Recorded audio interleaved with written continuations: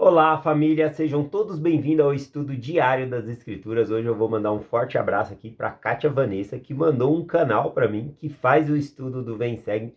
Eu não conhecia esse canal, eu assisti o conteúdo e estou recomendando para vocês que eu amei o conteúdo do canal. O nome do canal é Outro Testamento, tá bom? É o canal Outro Testamento. Eu vou deixar o link na descrição do meu vídeo aqui, tá bom? Vai ser o primeiro link que eu vou deixar. Eu vou deixar um segundo link, porque hoje a gente vai estar estudando aqui Alma capítulo 3. Em Alma capítulo 3 é citado sobre uma maldição que foi colocada sobre a pele dos lamanitas, tá bom? E a gente não pode ver essa escritura à luz dos olhos do século 21, porque foi escrita há muitos anos atrás. Então, essa parte que fala da pele se tornar negra é um simbolismo de negridão, de preto contra a luz, tá bom? Então, é uma questão de dignidade. A maldição, aliás, é viver afastado da presença de Deus. Não é a questão da pele, a pigmentação, é dessa maneira que eu vejo. Aliás, os lamanitas, qual que era a cor dos lamanitas e dos nefitas?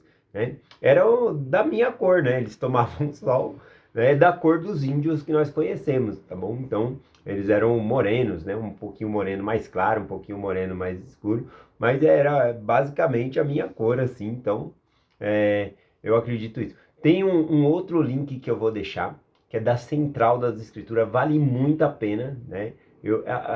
A moça fez um estudo profundo sobre essa escritura, a questão da cor, o simbolismo e a questão desses versículos aqui, tá bom? O nome dela é Jasmine Replay, da Central das Escrituras aqui, então eu vou deixar também o link do, da explicação dela, tá bom? O link que eu vou deixar é um resumo da explicação dela. Ela fala, é um outro vídeo maior ainda, se tiver interesse, lá na Central das Escrituras tem. Então eu vou colocar esse link aqui também, que vai nos ajudar. Ela fez um estudo tão completo, deu tantas possibilidades sobre essa interpretação, eu amei, e muitas dessas interpretações eu nem conhecia, e eu fiquei conhecendo aí por conta de assistir esse vídeo dela, tá bom? Então fica aí a dica também, que vai ser o segundo link que eu vou deixar, tá bom? Talvez eu vou ver se eu consigo colocar os dois links no topo dos comentários, fica mais fácil aí para vocês pegar, tá bom? Então, sem mais demora, vamos começar aqui Alma, capítulo 3, versículo 1, né? Após aquela guerra entre os nefitas e os anlicitas, e também juntou lá os lamanitas, teve toda essa guerra. Aqui no capítulo 3, Mormon, ele tenta explicar a condição dessa guerra. A guerra já aconteceu, mas ele está trazendo notícias, fatos sobre essa terra. Então, novamente, ele vai falar sobre os amicitas, sobre os lamanitas e assim por diante, tá bom? É como se ele fizesse um resumo aqui, tá bom? Então, vamos lá, versículo 1 em diante diz assim: E aconteceu que os nefitas que não haviam sido mortos pelas armas de guerra, depois de haverem sido enterrados aqueles que pereceram, depois deles terem enterrado aqueles que pereceram, ora, o número de mortos não foi contado por causa de sua grande quantidade. E havendo terminado de enterrar os seus mortos, voltaram todos para a sua terra, a sua casa e as suas esposas e seus filhos. Aqui a gente vê, né, a tradição deles de enterrar os seus mortos, fazerem um sepultamento digno ali, tá bom? Eles pegaram, não dava para, não era muita gente, inclusive morreu muito mais do lado ali dos lamanitas e os anicitas, de maneira que não dava para enterrar todos. Então eles pegaram os corpos, né, dos lamanitas e anicitas e jogaram no rio ali, o rio foi levando lá, tá bom? E seus corpos se encontram no mar, né? Foi levado até o mar ali. Então, continuando aqui, o versículo 2 em diante. E muitas mulheres e crianças haviam sido mortas pela espada, e também muitos dos seus rebanhos, manadas, e também muitos dos seus campos e cereais foram destruídos, porque foram pisoteados por hoste de homens. E então todos os lamanitas e anicitas que haviam sido mortos nas ribanceiras do rio Sidom foram jogados nas águas de Sidom. E eis que seus ossos estão na profundeza do mar, e eles são muitos. Versículo 4. Os anicitas distinguiam-se dos nefitas, por haverem marcado a fronte de vermelho, de modo que os lamanitas, do mesmo modo que os lamanitas, mas não haviam rapado a cabeça como os lamanitas. Então, eles fizeram uma marca em si mesmo, aqui vai citar que essa marca que os anicitas fez, foi um simbolismo que eles haviam se afastado do povo de Deus, tá bom? Então vai ser visto aqui como simbolismo. Aqui eu acredito também que os anicistas, eles se marcaram da mesma maneira que os lamanitas se marcavam. Por quê? Porque quando eles viessem atacar, era uma guerra, eles vinham atacar então os nefitas. E aí os próprios lamanitas não iam saber quem que eles iam matar. Então é como jogo de futebol. Eles colocam o mesmo jogo de camisa para saber quem é o adversário ou não. Para quem está assistindo, ajuda muito, né? Os jogadores conhecem ali um ou outro, né? Mas no relance ali, se tivesse com a mesma cor de camisa, tocaria para o adversário. Então, o fato aqui, né, dos anicitas se marcarem também tem a ver com uma marcação para não ser confundida, ou seja, eles queriam fazer parte dos lamanitas, foi o acordo que eles fizeram para atacar os nefitas. Então eles se marcaram para que eles soubessem que eles estavam do mesmo time, tá bom? Então seria uma explicação simples aqui. Mas tem a ver aqui com a profecia, e eles estão cumprindo essa profecia de marcar a fonte aqui, né, se distinguir dos nefitas, se afastando dos nefitas, e aqui é uma profecia, né? E eles nem sabiam que estavam cumprindo essa profecia. A gente vai ver aqui, ó. Ora, a cabeça dos lamanitas era rapada e andavam nu, com exceção de uma pele sobre a cintura dos lombos, e também a sua armadura que cingia, e o seu arco, e suas flechas, e suas pedras, e suas fundas, e assim por diante. E a pele dos lamanitas era escura. Então aqui é um simbolismo, né, de indignidade. Não tem a ver para mim com a cor da pele, na verdade. Por causa do sinal que havia sido posto em seus pais como maldição pela transgressão e rebeldia deles contra seus irmãos, que eram Nefe, Jacó, José, Sam, e foram homens justos e santos. Então repare que ele está mencionando aqui que foi a mesma maldição que os lamanitas recebeu, que os pais que perseguiram quem? Nefe, Jacó, Sam, José. Então ele está falando de Lamã e Lemuel, os pais dos lamanitas ali, esses que eles estão recebendo a mesma maldição. Se nós formos lá para o livro de Mormon, primeiro Nefe, segundo Nefe, a gente vai ver que a maldição verdadeira que Lamã e Lemuel recebem não tem nada a ver com a cor da pele. Significa que o Espírito do Senhor não contende para sempre com o homem. Então eles foram afastados do Espírito do Senhor. Tá bom? É esse o sentido aqui da maldição.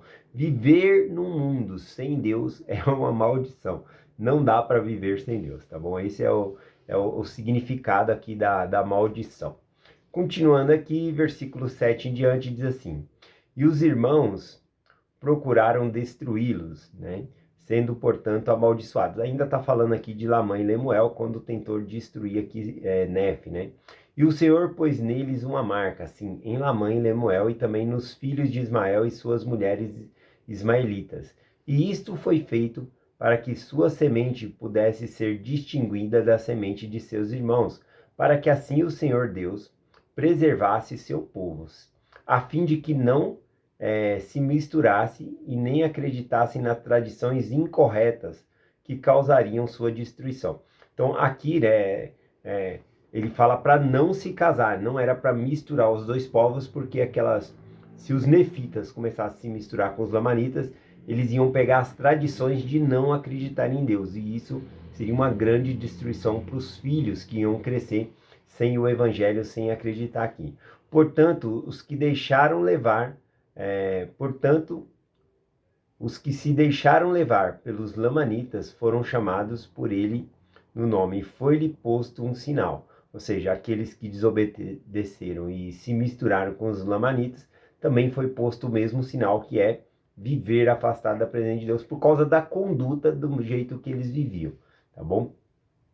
E aconteceu que aqueles que não acreditaram nas tradições dos lamanitas, mas acreditaram nos registros que foram trazidos da terra de Jerusalém, ou seja, nas escrituras, e assim como nas tradições de seus pais, que eram corretas, e acreditaram nos mandamentos de Deus e guardaram, e foram chamados Nefita, o povo de Nefe, daquele tempo em diante.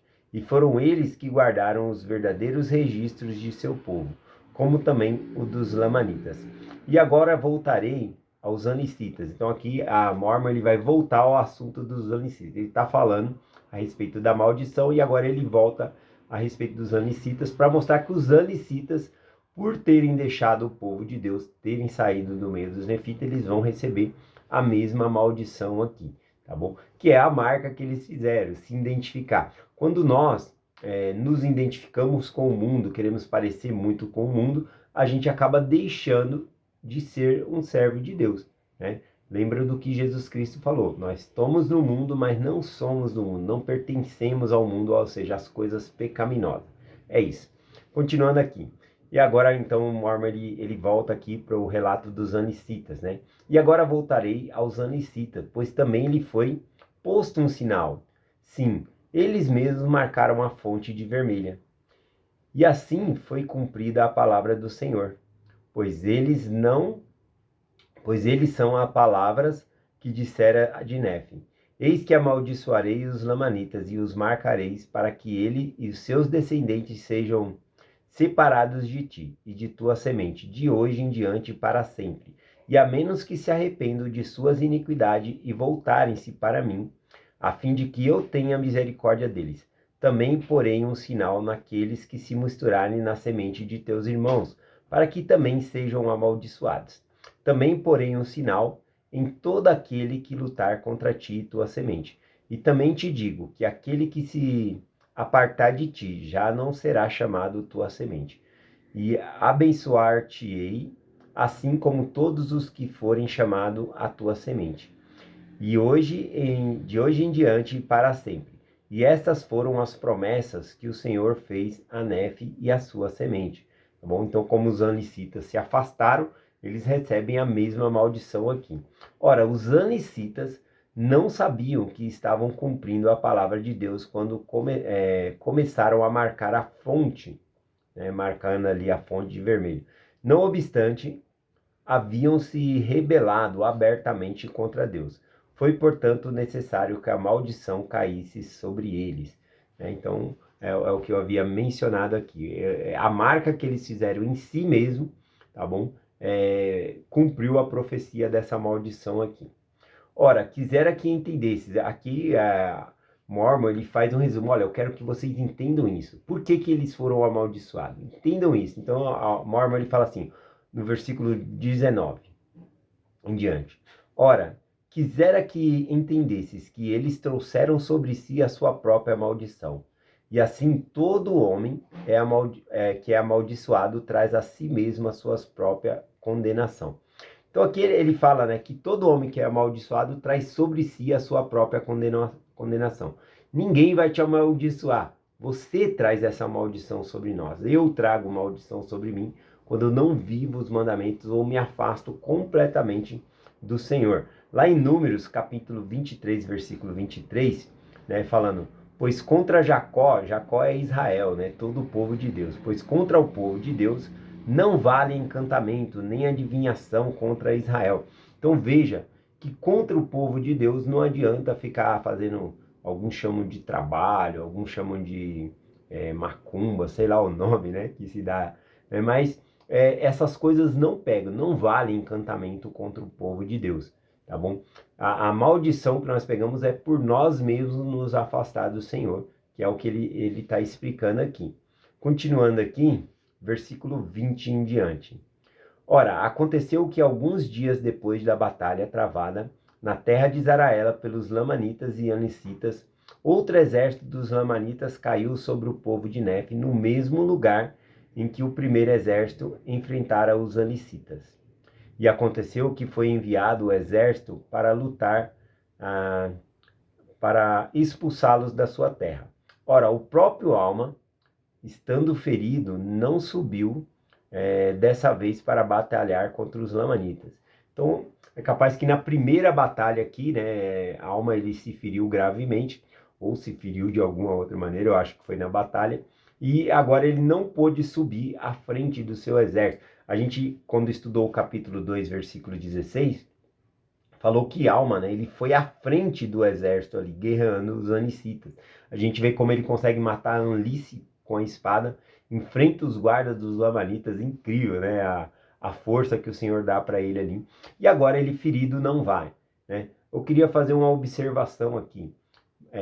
Alma, ele era o juiz supremo, ele era o governador do povo, onde governava todo aquele povo ali. E também ele era capitão do exército, tá bom? E eu não conheço pessoas tão grandes assim no sentido de cargos públicos que vai à frente do seu exército. Na antiguidade, tanto na Bíblia, os reis iam à frente do exército ali para comandar as batalhas, né? E eles iam junto. Hoje em dia, né, quando tem guerra, a gente vê os chefes, né, dos países se escondendo atrás de gabinetes e dando ordens, né, e colocando mais vidas em risco ainda. É muito diferente de Alma aqui, que ele foi à frente de batalha. Isso se encontra lá em 2 Nefe, capítulo 16, tá bom? Ele foi à frente com seu exército guerrear os anicitas lá na ocasião. E agora ele teria ido de novo se não estivesse ferido, tá bom?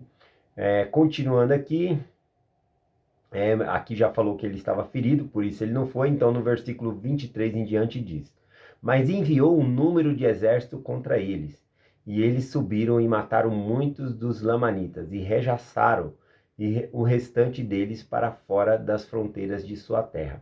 E voltaram e começaram a estabelecer paz na terra, não sendo mais molestado por seus inimigos durante algum tempo.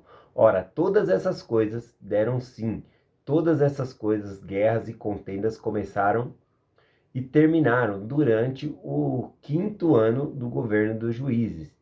E em um ano, milhares de dezenas de milhares de almas foram enviadas para o mundo eterno, a fim de colherem sua recompensa de acordo com suas obras, tivessem sido elas boas ou tivessem sido elas más, para colherem felicidade eterna ou miséria eterna, de acordo com o espírito que desejaram obedecer, fosse ele um bom ou um mau espírito.